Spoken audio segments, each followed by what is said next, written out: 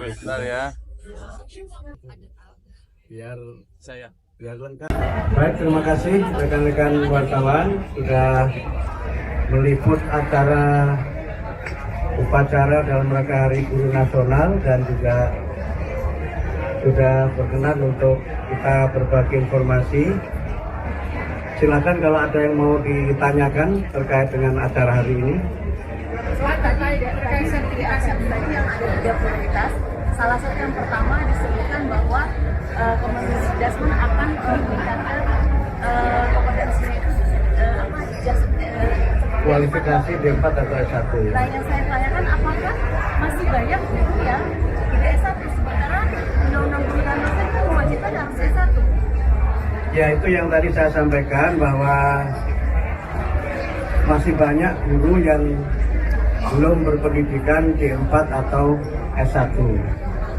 Dan ini memang kita lihat sebagai sebuah realitas di mana memang banyak guru yang, mohon maaf, menjadi guru itu tidak dengan perencanaan.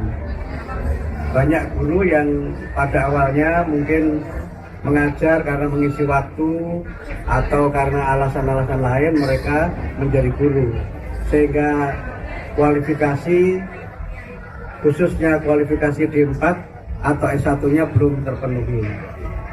Yang kedua juga memang karena ada beberapa kendala tertentu mengapa sebagian dari guru kita ini belum berpendidikan D4 atau S1. Sebagian mungkin karena letak geografis di mana mereka tidak berkesempatan untuk belajar, atau yang kedua karena mungkin alasan ekonomi sehingga mereka belum mampu melanjutkan ke jenjang D4 atau S1.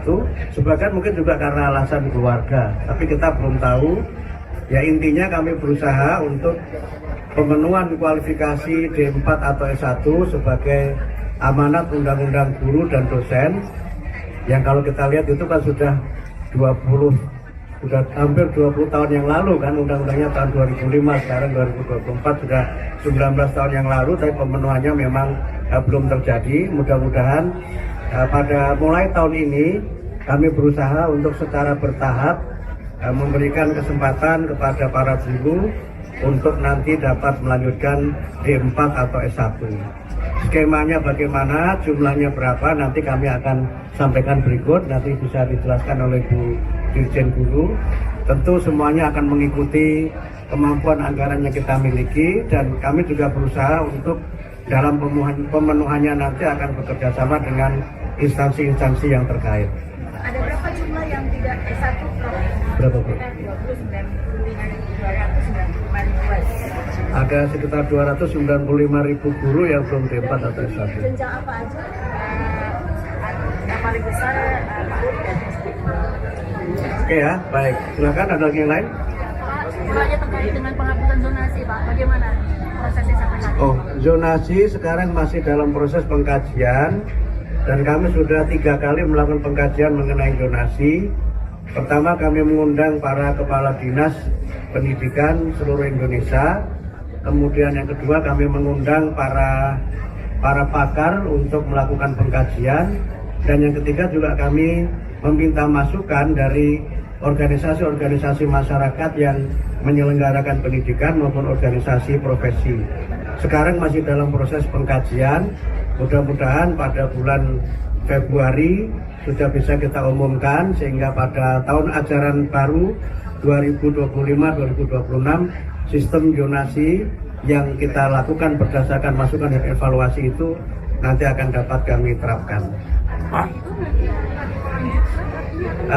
Kita belum ada keputusan apakah kita akan melanjutkan seperti skema sekarang atau misalnya menghapuskan sama sekali atau melanjutkan dengan beberapa penyempurnaan. Itu semua nanti berdasarkan hasil kajian yang sekarang sedang kami selenggarakan. Pak Menteri, beberapa tahun yang lalu dikumandangkan mengenai Undang-Undang Perlindungan Guru. Sekarang bagaimana kelanjutannya, Pak?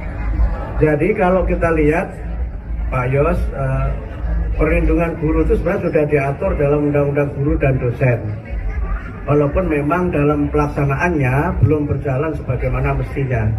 Nah, untuk pembuatan undang-undang ini tentu kami akan bekerja sama dengan DPR karena kewenangan menyusun undang-undang itu ada pada DPR. Apakah nanti dari inisiatif DPR atau inisiatif pemerintah dalam ini kementerian, nanti kita lihat perkembangannya. Tapi yang sekarang kami coba lakukan berdasarkan undang-undang yang ada dan berbagai peraturan yang ada, kami coba laksanakan secara maksimal dengan seperti yang saya sampaikan juga kerjasama dengan pihak-pihak terkait, khususnya dengan kepolisian, agar berbagai persoalan yang dialami oleh para guru menyangkut pengalaman sebagai korban tindakan kekerasan itu tidak terulang lagi di masa yang akan datang.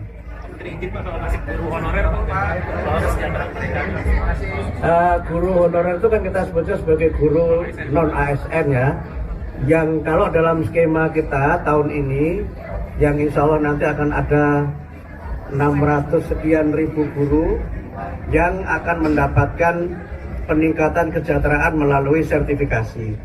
Kami ingin jelaskan lagi ya, karena yang muncul di berita adalah kami akan menaikkan gaji. Mohon maaf, kementerian tidak punya kewenangan menaikkan gaji guru, kewenangannya ada pada kementerian lain. Yang kami lakukan adalah meningkatkan kesejahteraan guru melalui sertifikasi. Dan sertifikasi itu bisa kita berikan kalau guru-guru lulus PPG. Nah, dengan sertifikasi itu, insya Allah kesejahteraan mereka akan meningkat, baik guru-guru yang ASN maupun guru-guru yang non-ASN. Jadi clear ya, begitu ya. Jadi meningkatkannya melalui sertifikasi, bukan menaikkan gaji karena gaji itu bukan wewenang dari kementerian. Tapi kan kuotanya terbatas, Bro. Ya bertahap. Tentu saja semua kan kita akan bertahap karena kan tentu saja Kabinet Merah Putih ini kan nggak hanya Kementerian Pendidikan Dasar dan Menengah ya, semua tentu ingin untuk bisa meningkatkan kesejahteraan, sehingga karena itu kami lakukan secara bertahap. Mudah-mudahan dalam masa kepemimpinan Pak Presiden Prabowo ini semua guru itu sudah bisa bersertifikasi, mudah-mudahan. Satu lagi yang soal kontrak kerja itu P3K. Bu Dirjen sempat mengajukan ke Kementerian Pan-RB untuk memperpanjang, jadi tidak hanya sebatas 5 tahun. Itu bagaimana prosesnya? Bahwa silakan begitu. Ya, sampai saat ini tetap kontrak ya, apakah akan sampai batas usia pensiun atau tidak, tapi yang pasti perpanjangan kontrak itu terus dilakukan jika guru yang bersangkutan memenuhi kompetensi. Kalau dia sudah ASN kan dia harus dinilai kompetensinya, kalau minimal baik dia bisa diperpanjang terus sampai batas usia pensiun. Tapi ada syaratnya, yaitu penilaian kinerjanya harus baik.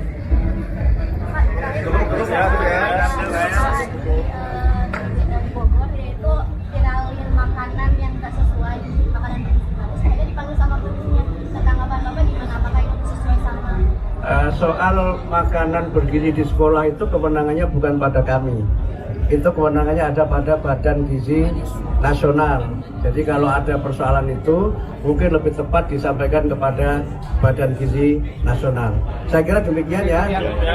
Sekedar informasi tambahan, nanti akan ada lagi puncak peringatan Hari Guru tanggal 28 November di Jakarta, di Velodrome di Rawamangun. Mudah-mudahan nanti Pak Presiden berkenan hadir, dan kami juga nanti mudah-mudahan juga bisa mengundang saudara-saudara sekalian dan bisa berbagi informasi terkait dengan puncak peringatan Hari Guru Nasional 2024. Terima kasih semuanya. Terima kasih Bapak.